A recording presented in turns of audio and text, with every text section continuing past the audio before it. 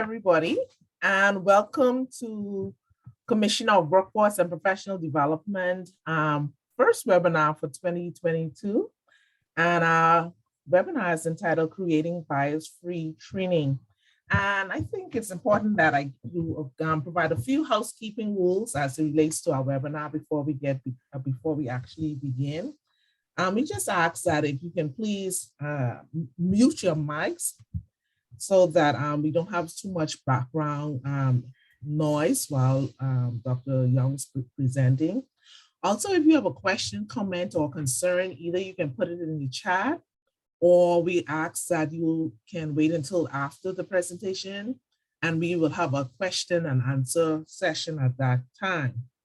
So let me provide just a quick overview as it relates to what exactly is this webinar about. So regardless of the platform used to present training, if training is to be a time of discovery for students to learn about others, as well as themselves within the same learning space, referring to the social nature of learning, course content must permit interaction not tainted by personal bias. During creating bias-free training, we examine fundamentals of creating curriculum. You will learn the rudiments of bias-free training focused on the environment, the content, equitability, and inclusivity to ensure learning events and the classroom experience, allowing for learners to take place, promoting transfer of knowledge by all participants. Our presenter this afternoon is Dr. E. Beverly Young. Dr. E. Beverly Young, adult learning strategies consulting, author, and blogger, is the founder of executive director of eBevic Learning Solutions, LLC, specializing in curriculum development, learning content review, and editing, teaching, instructor development, workforce development focused on diversity, impartial policing, and communication skills for police and law enforcement. She is a former police officer, having served within the Commonwealth of Pennsylvania for 26 years, providing additional service in civilian service, focusing more on police certification and standards. Her career in policing was not her first passion. Dr. Young earned her bachelor's degree in music as a violinist. She has been a member of AAACE since 2010 after earning her doctorate degree in adult education and leadership. Dr. E. Beverly Young is also on the leadership team for the Commission she's also on the leadership team for Commission of Workforce and Professional Development. So at this time, let's welcome Dr. Beverly Young. Dr. Young. Okay, thank you very much for that introduction, Yvonne. It's a long career in policing. Then I took the administrative role. And even after retiring, I really didn't leave policing. I just didn't put the uniform back on. I was very concerned while I was in the uniform and after I left about the type of training that our officers are receiving. And if you know the rhetoric today about, I don't mean just today, I mean, that's common, it's contemporary about what are the officers being taught, how are they being recruited, what are they doing? Is anybody really supervising or managing them once they get out onto the field? Actually, you don't manage them, you actually lead them by example. And so I'm always going to be concerned about what in the world are officers being taught? What are they taking out of the roll call? So one of the things that's been on my mind for a couple of years is about the problem we have in society talking about race. Race is not something to run from. That's not what this seminar is necessarily about. But I'm focusing on how people have to recognize within themselves how they fit into the landscape that's out there. And people come to training with preconceived ideas, and sometimes it's going to be the training environment that's going to change some of those ideas. So if you give me an opportunity to share my screen here, we can actually get started.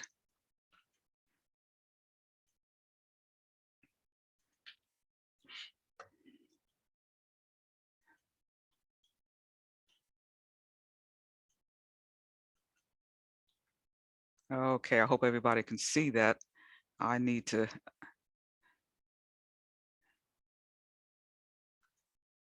okay, fine. As an educator and a trainer, I think I believe, and I believe you will concur, that approaching curriculum developing, approaching teaching as a presenter, approaching the idea of training focuses on the mantra that teaching is the idea that learning takes place in any context we create or is created for us. Today, we're going to talk about creating bias-free training for curriculum writers. Regardless of the platform we use, now today we're using synchronous learning, in that you'll be able to give me feedback while I'm in fact teaching. As a matter of fact, what we design is that you'll be actually giving me feedback at the end with questions that you'll have. But I think more people are very familiar with, not necessarily uh, uh, focus on the generation, but I know that I started out with in-person teaching, in-person learning, and that's real-time learning. But then we have, which is becoming more common, is the asynchronous, which is on-demand teaching, which people can view later, of which there's no possibility for interaction with another person. People learn from each other. But regardless of the platform we use, if training is to be a time of discovery for students to learn about others as well as about themselves within the same learning space, referring to the social nature of learning, course content must permit interaction, not tainted by personal bias. During today's training, and I've given it a subtitle, Remembering the Basics, we examine fundamentals of creating curriculum. You will learn the rudiments of bias-free training focused on the environment, the content, equitability, and inclusivity to ensure that learning events and the classroom experience allow for learning to take place, which promotes transfer of knowledge to all participants.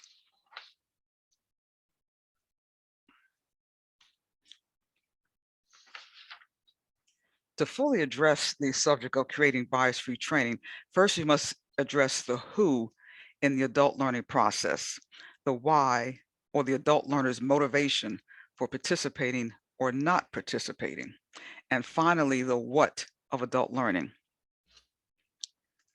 The goal is a better understanding of how students learn and additionally want to engage, along with how what they learn can be negatively influenced by what happens within the learning space a curriculum writer creates. There's another way of saying this: preserving the why and the what by understanding the who. Our objectives are going to be, number one, to identify essential ingredients of bias-free training. Next, we're going to identify, interpret, and understand how personal biases not restricted to race can unconsciously and throughout the development process influence how a course developer writes. And finally, to discuss how developer bias, when used appropriately, can help when identifying the learning events.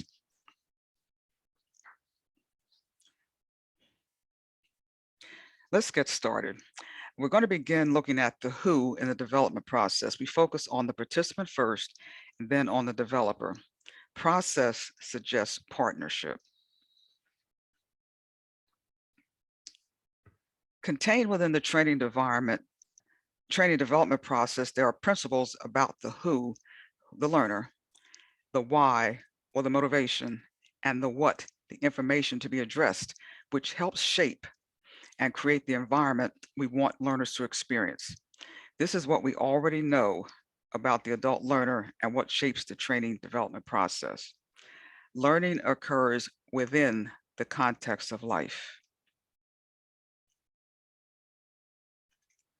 Adults rely and bring experience to the learning environment. Learners want to see connection between what is going to take place in the learning space and how they can use it when they leave training. Adults want lesson content to address solving problems or bringing about change. And I just consider that to be relevancy to life, career, and societal issues. Motivation to learn comes through perception of ownership in the process. Learners want to know, what do I get out of it? What are your expectations of me? Learners bring expectations to the learning space. This is what they want the presenter or the instructor or the trainer or the teacher to give them. But they want to know more. What is the expectation from me? It is a process. Adults bring a variety of learning styles to the facilitator-learner transaction, and that's what this is. There's a transaction between the facilitator and the learner. As a facilitator, I promise to provide information to help you to think through things, to work through problems. As the learner, my expectation is that you will be receptive to learning, and how you are receptive is you by asking questions and fully participating. Each learner processes knowledge differently, which is the cognitive style difference. Learning style and cognitive styles are not the same. Learning styles refer to how adults approach learning in order to understand and then to learn new information. Learners want to find meaning in what is being taught. They want new information to relate to experiences they have already had. Learners determine how they best learn. Say, for example, I know that I am a visual learner. I'm not only a visual learner, I'm a hands-on or kinesthetic learner. I like to move. That is different from cognitive styles where people process information differently. And I don't personally feel that as a curriculum developer, I should be totally focused on how are they going to process, because they're bringing a lot to the classroom. They're bringing their cultural beliefs to a classroom. The importance of learning is a part of that culture. So I can't, that's not something that as a developer or even as a presenter that I can actually give a lot of concern for. I'm concerned that they do learn. I'm concerned that they are able to be receptive for the time that I'm going to have them with me.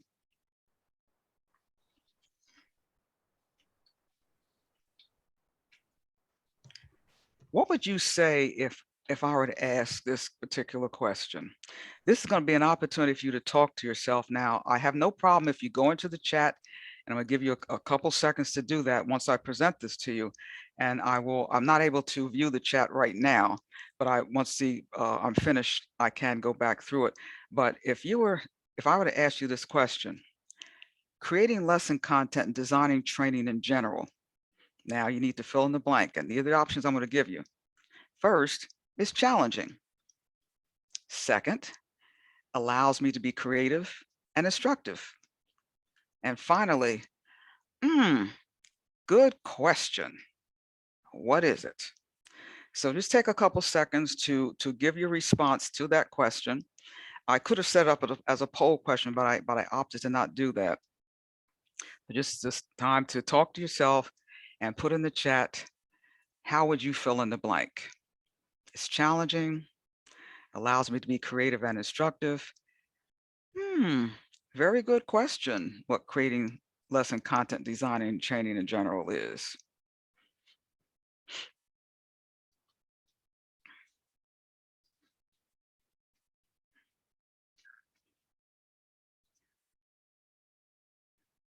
Okay, I'm gonna move on to, I'm gonna give you an opportunity to still do that. I'm gonna move on to our first learning objective, which is to identify essential ingredients of bias-free training. Because when I say bias-free training, what in the world am I talking about? And even more so, I say essential ingredients. What is that? Bias-free training, from my perspective, refers to the equitable and inclusive environment we create through lesson content and instructional methods.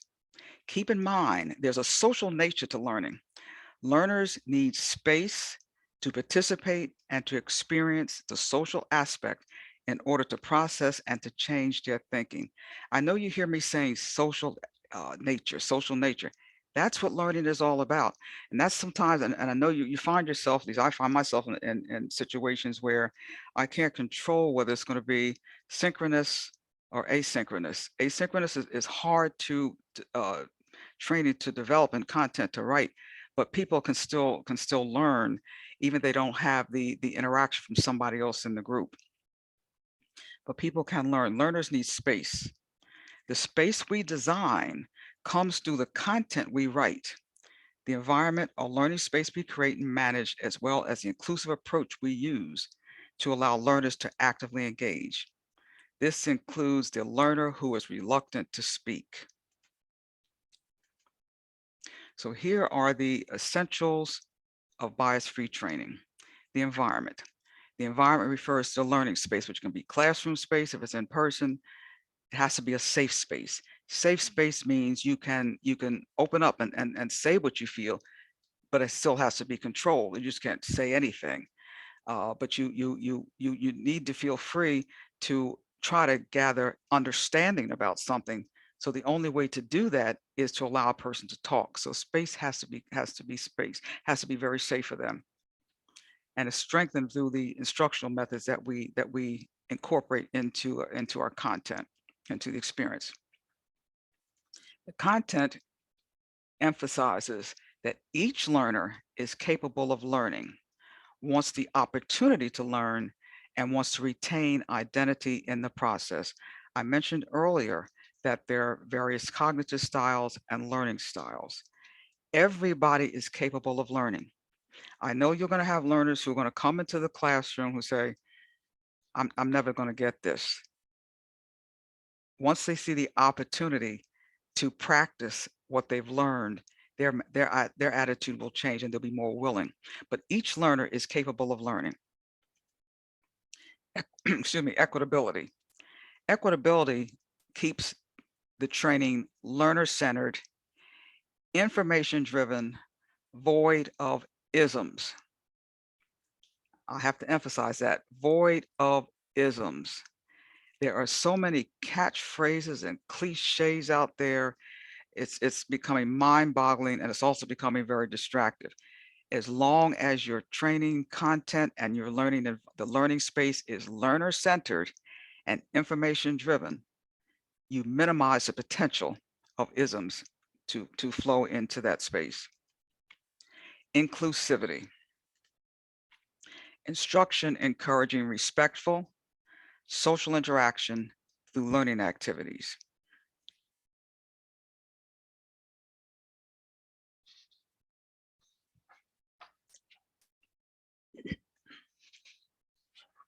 Let's look first at the environment,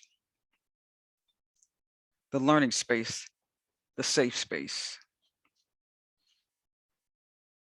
There should be rules in your environment for expression of thought, how to engage, when they're going to be given opportunities to engage, not only within the classroom or the safe space, but when they leave the classroom.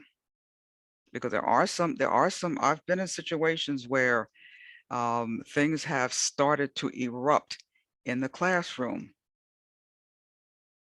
that people, once you bring the class back to the focus, when they get outside, they continue the discussion.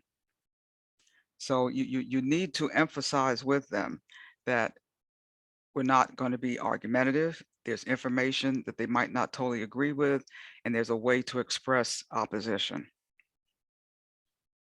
Even though we as designers craft or build lesson content to teach our students how to behave or interact with people outside our agencies or department, we at times overlook their emotional well-being when interacting with other members within the classroom environment or outside. We overlook that.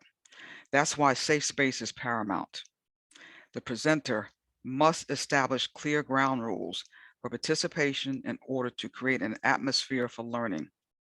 Example, just as we have administrivia. When you're in person, you would say, this is our agenda for the day. this is the building you were located in. This is when lunch is going to take place. So you set some standards, what expectations for learning. And these standards apply to in-person as well as virtual, synchronous, and online asynchronous learning. Remembering the basis of report writing: who, what, where, when, how, why, how much. The environment is the element where. Content addresses what, how, why. The learner, the instructor, the curriculum writer are the who. Training schedules answer the question of when. We now consider the who in the process with emphasis on the learner. Learning is not accomplished without a contract between the facilitator and the learner. The learner agrees and accepts responsibility for learning and practicing. Why? Because each learner is capable of learning, wants the opportunity to learn, and wants to retain identity in the process. When building lesson content and presenting content as an instructor, your concern is not on how learners process information, their cognitive style. The concern is how learners best learn. Each learner is capable of learning, but learns differently. Some learn best through lecture. Let's face it, when we were in college, it seemed like it was more lecture than anything else. But when we're developing training now for workforce training or things like that, we have to involve movement. We have to now have visual aids, a PowerPoint like this, a movie clip or something like that, which later on I do have something here I've actually incorporated in this training. So you have to understand that in order to to gain attention, the attention span of your learners, you have to have things that will get them involved, and you have to get them involved very, very early. Equitability keeps the training learner-centered, information-driven, void of isms. Inclusivity, instruction encouraging respectful social interaction through learning activities. Let's go to our next fact check. Number 2, it is difficult to objectively research a topic, to create teaching material, to teach a lesson when the curriculum designer or writer is non-receptive to learning. We are all learning. We might not be participating along with our students when we're actually creating our training, but we are in fact learners. We learn something new every day.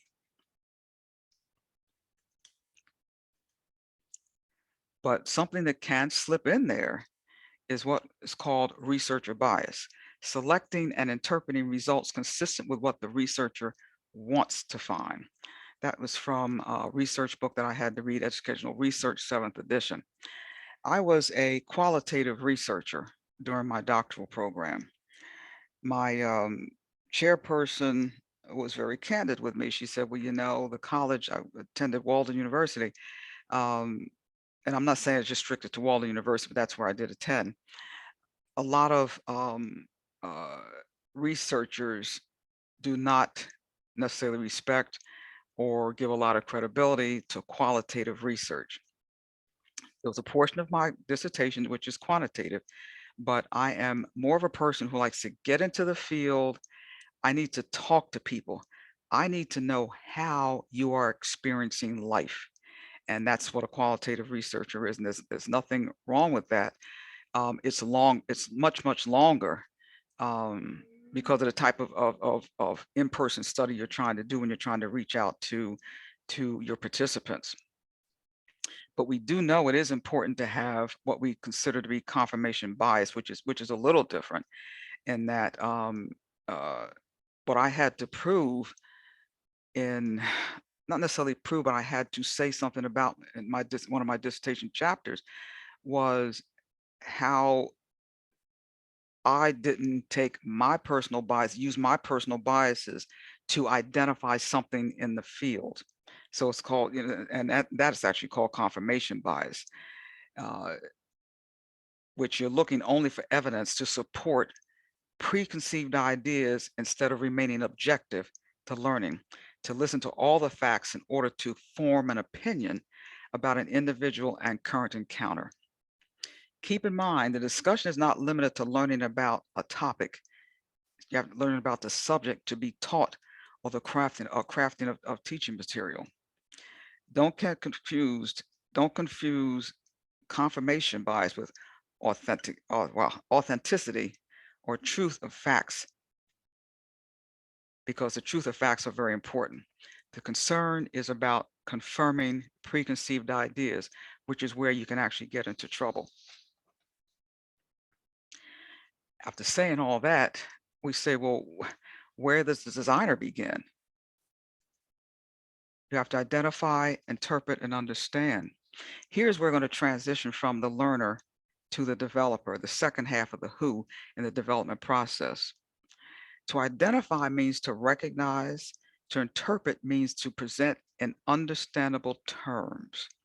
Within the context of creating training, content writers must identify their belief on certain issues and if their belief results from a bias.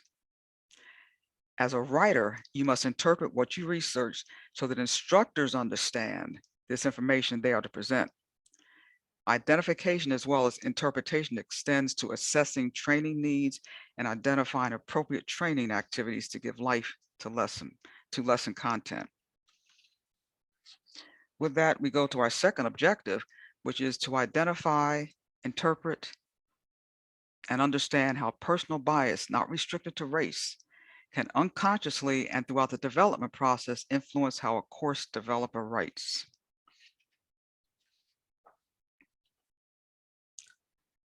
I want to ask, when did you last challenge your perspective? And when you did, what did you discover?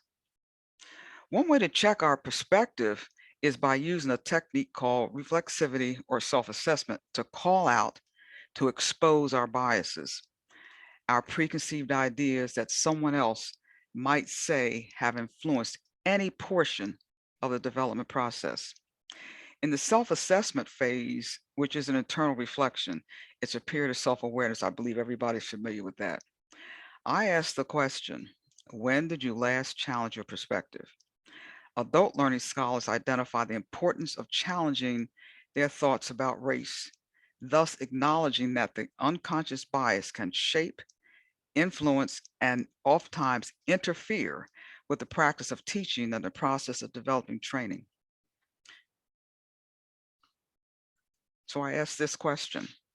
Once again, you have an opportunity to talk to yourself and give me some feedback in the chat.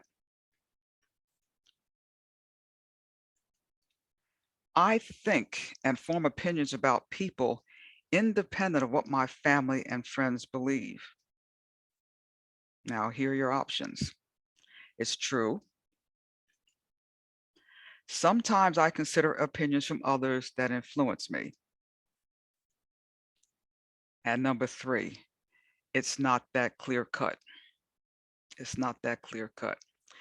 If I was presented with this question, I would say that we're human. It's not as clear cut as these options I've given. It's true. Sometimes I consider opinions from others that influence me. It's really not that clear cut. As much as you want to say in reality and being truthful, is that when you read opinions, you watch people on television give opinions about things. You make decisions based on gathering of facts. So you are in fact listening to other opinions, but only you know how much those opinions influence you.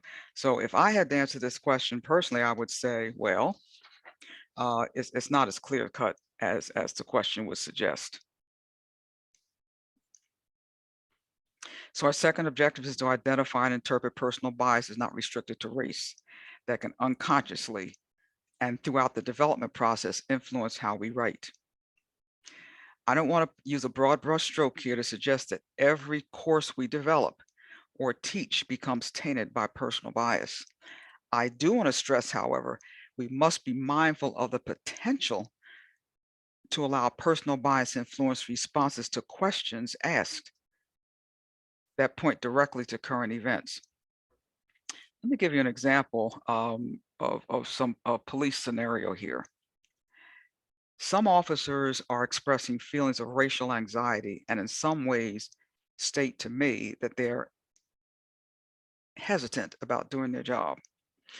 As we know, just as a refresher, racial anxiety is when an individual believes that there will be negative outcomes based on preconceived ideas.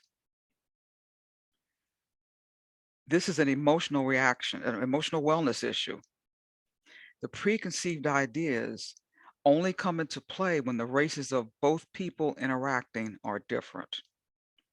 It's an emotional wellness issue. It's also an officer safety issue. As instructor, we can't get around using current events as examples, which is appropriate, but we must be prepared to respond truthfully and impartially. Identify the potential for personal bias when you try to integrate current events into your discussion. This brings us to interpretation. Interpretation means acknowledging that what we write becomes what we instruct, eventually changing many dimensions of the learner. In other words, we're going to be changing and affecting their social dimension, their physical dimension, emotional, possibly spiritual, and psychological. This is where personal bias can potentially influence lesson content, requiring us to identify content that may not be impartial and non-inclusive of our learners. You have to exercise caution. Curriculum writers are behavior influencers. We have to acknowledge that. What we write, what we teach influences people, how they think, and how they behave. Because writers undertake research, writers also remain learners. Because writers remain learners, personal bias or biases can change. The response to this: be proactive. Identify personal views you cannot support with evidence. Seek understanding. Make genuine change. Then reassess. Then reassess. In addition to everything I've said, a developer must be able and willing to teach what they write. However, a developer must also prepare content for someone else to teach, which can be a challenge and can probably present a little bit of a hiccup because you don't know who's going to teach your course. A person who was not, when I say doesn't don't know who's going to teach your course, I'm talking about that person who had no involvement in the developing of the content, which is something you cannot control. How does a developer respond to that task or acknowledgement?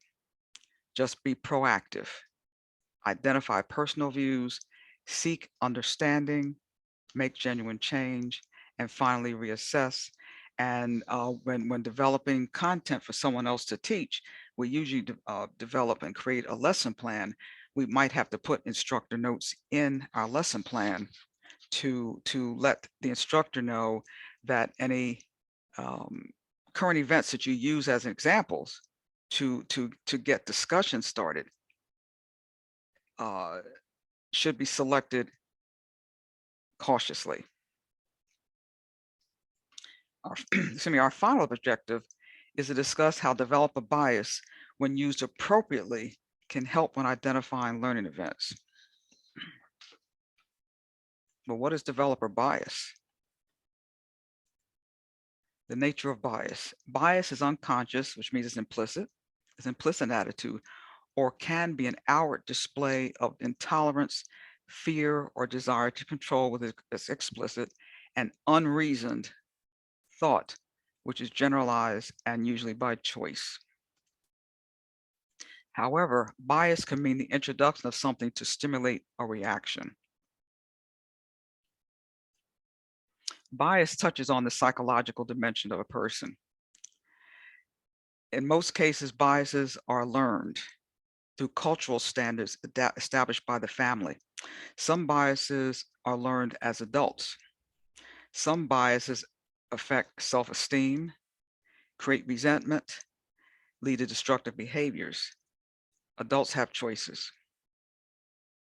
Adults have choices to uncover the reason for a particular bias, especially if the bias is based on someone else's experience and not their own. Listening to a single story can get one into trouble. Focus on the bias, on the basics to reduce the potential for attitudes of bias to overtake development and creativity needed to create an equitable and inclusive environment. How?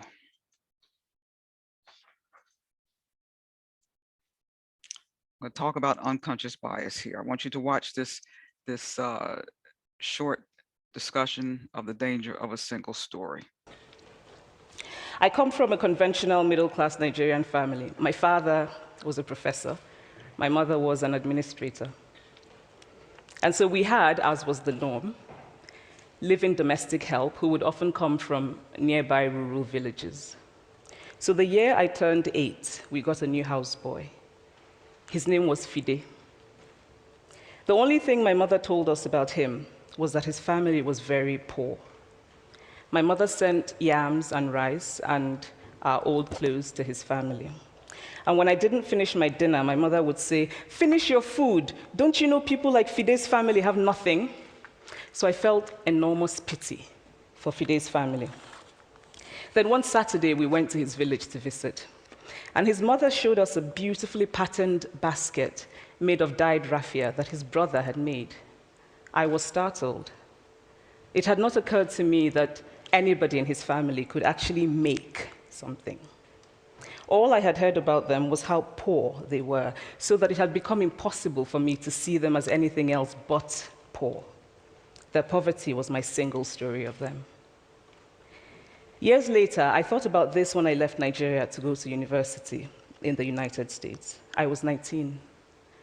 My American roommate was shocked by me. She asked where I had learned to speak English so well and was confused when I said that Nigeria happened to have English as its official language. She asked if she could listen to what she called my tribal music and was consequently very disappointed when I produced my tape of Mariah Carey. She assumed that I did not know how to use a stove. What struck me was this: she had felt sorry for me even before she saw me. Her default position toward me, as an African, was a kind of patronizing, well-meaning pity. My roommate had a single story of Africa, a single story of catastrophe. In this single story, there was no possibility of Africans being similar to her in any way, no possibility of feelings more complex than pity, no possibility of a connection as human equals.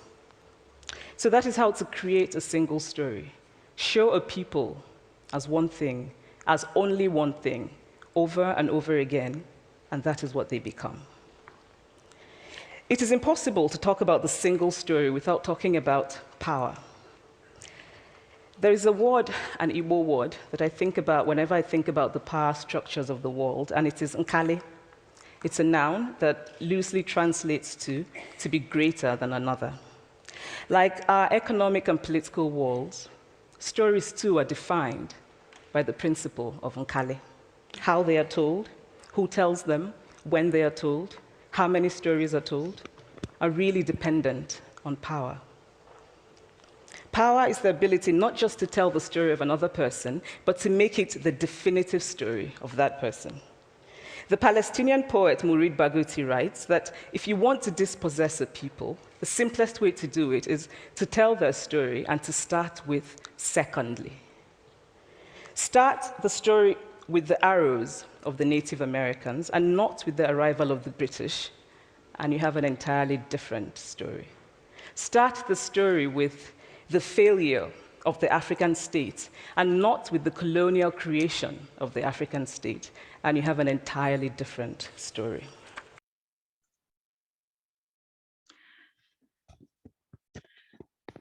Some key takeaways I want to focus on from Ms. Adichie is she says impossible to see anything else about something or someone. When somebody listens to something about another person, sometimes the processing is that it can't be any different. Assumptions, patronizing pity, no possibility of a connection of human equal. And of course, the word power. Tell the story enough, make it the definitive story. Now, I want to connect what we've just looked at, the danger of a single story, to what we're talking about today, to the ingredients of a bias-free training learning environment. You connect what you heard today to the idea of equitability, inclusivity, motivation to learn. A bias can mean the introduction of something to stimulate a reaction. A video such as this would stimulate a lot of discussion. And if you were to use a video like this, which obviously I have, I would be very prepared for the feedback that I would receive. But if you're going to do something like that, I say it actually stimulates a discussion, because Ms. Adichie does talk about some things that are actually part of society's concerns now. We talk about power. We talk about definitive story, talk about patronizing pity, about connection. So that's how you would use something like this. And that's the reason why I actually use this. Earlier in one of my slides, I talked about the 5 basic principles about the adult learner. Now we want to consider those basic principles within the context of the responsibilities the developer has with an end goal to create bias-free training. Learning occurs within the context of life. Next, we said adults bring and rely on experience to learn. Adults want lesson content to address methods for solving problems or bringing about change. As a developer, and of course that refers to the relevancy to life, career, and societal issues. As a developer, identify learning events that stimulate responses. For example, self-assessments, scenarios, virtual reality. Incorporate learning events that consider the auditory, visual, hands-on or tactile, and movement, which is the kinesthetic needs of learners. When we practice and demonstrate, we're not trying to embarrass anybody. We're trying to correct and to change. Motivation to learn comes through perception of ownership in the process. Then we said adults bring a variety of learning styles to the facilitator learner transaction. Each learner processes knowledge differently. That's their cognitive style. Anticipate and draw from the diversity of your learners. Make everyone feel included and equal. And this also refers to that person who doesn't like to participate a lot, who prefers to just take notes and listen. So you do have the reluctant speaker. There are ways of drawing them in. And I've given you some examples of what you could use. Remember, we're trying to correct and change. We're not trying to embarrass.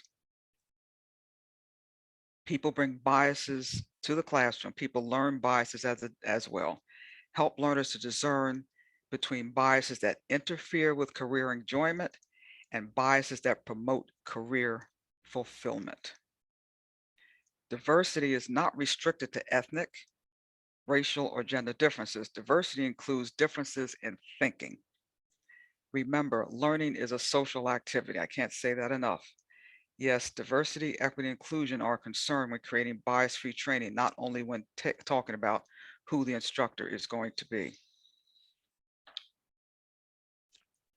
Our next fact check, curriculum writers and trainers are people first. That's not going to change. Do not second guess yourself. Step away from what you have developed. Ask someone to review and seek feedback. Remain open to change. But there are some requirements for that person who's going to review. Someone who will be honest with you and make suggestions, not someone who will just tell you what you want to hear, but tell you what you need to hear. Ask yourself the question, will I feel comfortable as a student taking this course? Then ask yourself, if asked to teach this course without having had input into development of its content, can I identify examples to emphasize key points that are factual, bias-free, and inclusive? When writing lesson content, choose words wisely. Define terms when introducing a new idea. Try to avoid contradictory messages between the spoken and the nonverbal. Remain knowledgeable about the subject area. Update lesson content when necessary. Ensure resources are credible. Ensure content is current. Remember, life is fluid. Create opportunities for feedback and encourage feedback. It's not an idea that your students are going to be thin-skinned, but keep in mind, you're dealing with people. People bring yesterday to the classroom. As much as you say yesterday is over, they're bringing a lot of that to the classroom. So what is our rule of thumb? To reflect equitability and inclusivity, maintain a learner-centered focus, adhering to adult learning principles as the guiding force for research, creating lesson content, and integrating learning events regardless of subject matter. Identify biases before undertaking research, identifying lesson content, or teaching a course. Course developers and facilitators are social influencers. Retain focus on adult eagerness to learn about themselves and from others through you, the course developer. Finally, the words we write and speak have the potential to motivate and to isolate. Ask yourself, can a learner infer from words and lesson content that because of my biases, prejudice behaviors based on race, ethnicity, religion, socioeconomic status, gender, DNA identity, that biased behavior on their part is warranted or expected? That's a critical point. I just want to review and remind you of the essentials of bias-free training. The environment, which is the learning space. The content, which emphasizes that each learner is capable of learning, wants the opportunity to learn, wants to retain identity in the process. Equitability, learner-centered, information-driven. Inclusivity, instruction encouraging respectful, social interaction through learning activities. You're possibly thinking all of what we talked about is useful only for in-person or synchronous learning. It is applicable as well to asynchronous. Learning activities are the key. Integrating them within this structure requires more attention, and additional steps are necessary, but they are essential. The extra step is practical demonstration of knowledge. And I'm going to leave you with homework. My hidden biases or current events have not and will never interfere with my responsibility to be inclusive as an instructor or course developer. Without evidence to the contrary, this is a true assessment. There's partial truth to this statement. Let me fill in the blanks. Let me fill in the blanks. I thank you for your time and attention. I'm now going to try to read the chat so I can see what some of your questions are. Thank you so much, Beverly. That was an exceptional training session. I truly enjoyed it. And we all will remember the essentials of a bias-free training, which is environment, content, equitability, and inclusivity. So at this time, if you have a question, because I noticed that there weren't no specific questions within the chat, but if you have a question, you can feel free to unmute and you can ask your questions to Beverly at this time, please. Yes, with the use of the title training, do you see this approach being more practical for a more formal adult learning context? And how would you see its application in a more informal, or even, as you mentioned, you know, when you said asynchronous, I'm assuming you meant online. You know, how would you engage in maybe a community center or that kind of space? Well, I guess I'm going to probably be a little biased, and I'm going to say it's good for formal and informal presentation. I think the informal, where say if you're in a town meeting or meeting with the community, you have to be knowledgeable first of what you're confronted with. And the fact that people are not necessarily going to be very receptive to what you're saying. But I think when you go in, you have to get people involved immediately, which is probably the most difficult thing to do in asynchronous training, is to get your learners involved immediately. After you say welcome, they need to be engaged. With the informal, with the formal, obviously it's probably less challenging, because you know, I think you know the intent of people being there, what they hope to get out of it. It's the informal where you really don't know what to expect, but you have to be prepared, knowing that people are not necessarily going to view you as a person who's coming to really learn from them.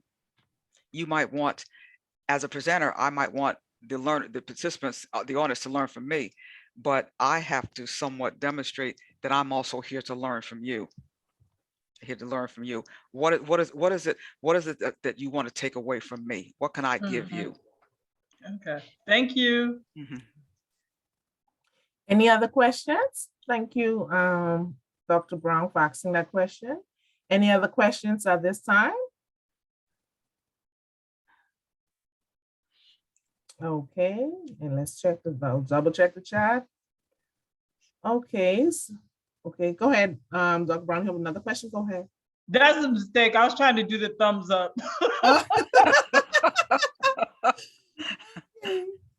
So that's a good point that you make, Dr. Brown, about you spoke as if Africa was a single country and not a continent made of over 50 countries. There are assumptions about her classmate as definitive, when plenty of Americans know Africa has different values, religion. Nigeria itself has several tribes who are not a harmonious monolith. Point well taken. Point well taken. Well, I thank you for the opportunity. So if we have no other questions, Dr. Young, I wish to just say thank you once again for an exceptional job and the most timely training session. We truly appreciate the information that you had, that the information that you presented is truly informative and timely, and I'm quite certain that we're all able to apply it within our respective learning environment. So once again, I wish to say, on behalf of Commission of Workforce and Professional Development, I wish to say thank you, and we look forward to much more in the future. Thank you very much.